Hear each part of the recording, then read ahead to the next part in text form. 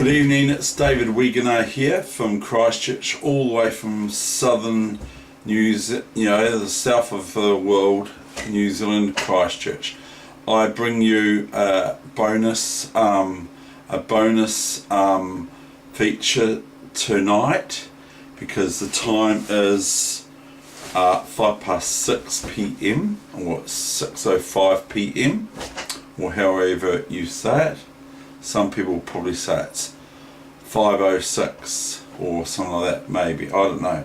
So anyway, it's 6:05, the 5th of August 2017. Now I'm actually going to bring you another session on how to checkmate, and this time it's worth 2 knights versus a king and a king, of course, and a king.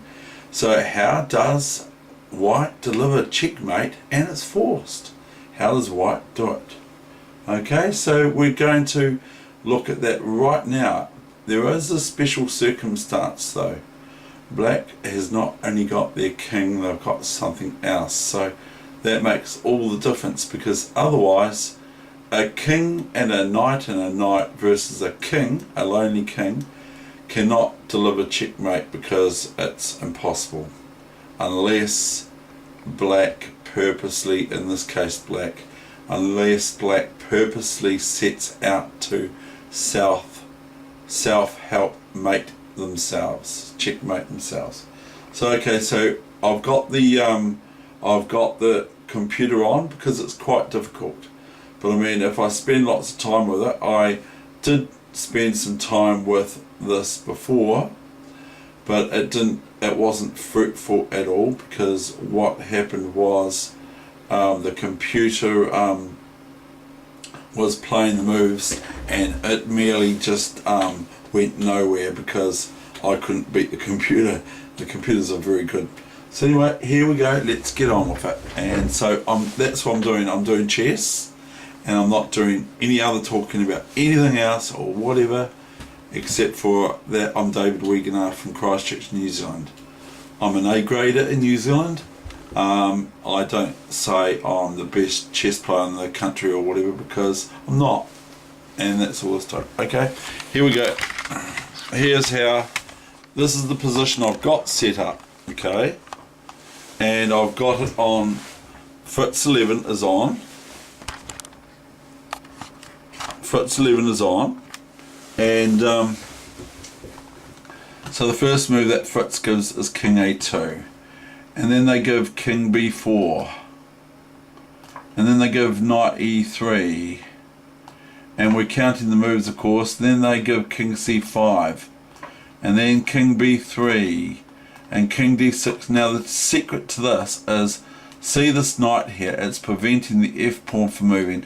Now that's a wee clue on how to checkmate black with 2 knights only, because otherwise it's impossible if black plays sensibly.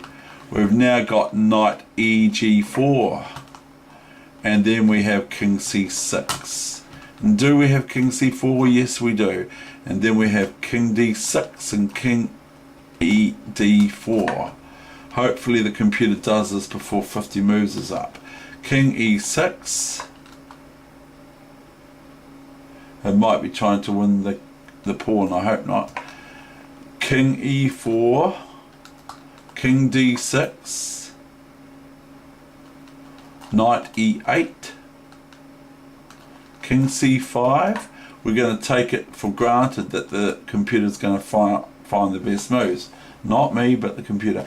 Knight GF6, King B4. Now it seems to be going backwards again. Knight D6. King C5, and gladly we don't see the knight take this, because if we do it's a draw. At the moment it says that white has a decisive advantage by 1.78. Is that because they've got 2 knights versus a pawn? I'm not sure. I'm not completely entirely sure. Now we have King B6. Look at the way white's playing. King D5. This is the computer for you. King A5. King C4.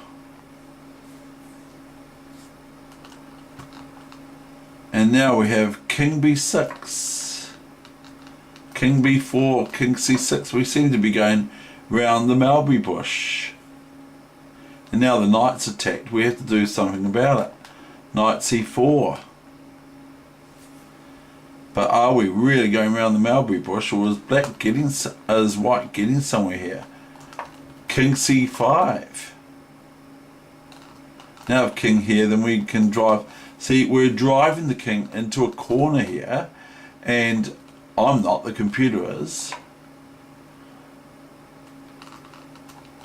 And we don't want the king to come back out here again, because then we're going all round the mulberry bush all over again. And we do not release this knight. We leave that knight there, stopping this pawn, because that's a key factor to winning this position for white. King c8, then we have knight a5. That stops the king coming out here, of course. So the king has the square here, or here, and it goes king b8. And now they go king d7, king a7, king c6, king a6, knight b7, king a7. Look at that. What's going on here? It wants to play something I don't want to play it. Knight c5, king b8. That's going king d7. Yeah, it did. It went king b6, king c8. Now is it knight b7? Yes, it is. And then we've got king b8, and look at this. Look at this, ladies and gentlemen. Knight d6, king a8. And now look, comes this knight move.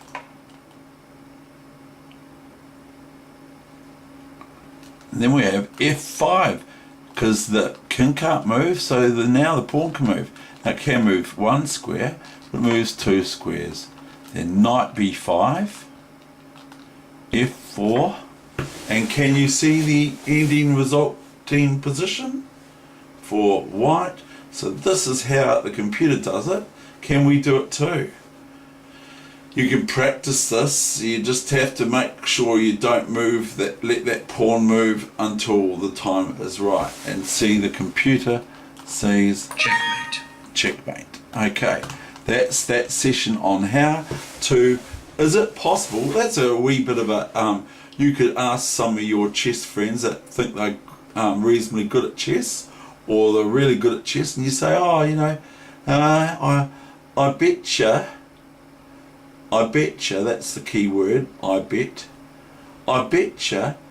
I can demonstrate a win where black gets checkmated or white gets checkmated with two opposing knights again with a king only, king and two knights. Is that, do you believe that it's possible to checkmate? No, will come the response, unless they know. Okay, so there you have it. That's the bonus segment of how to checkmate with just a couple of knights and a king from Star Wars.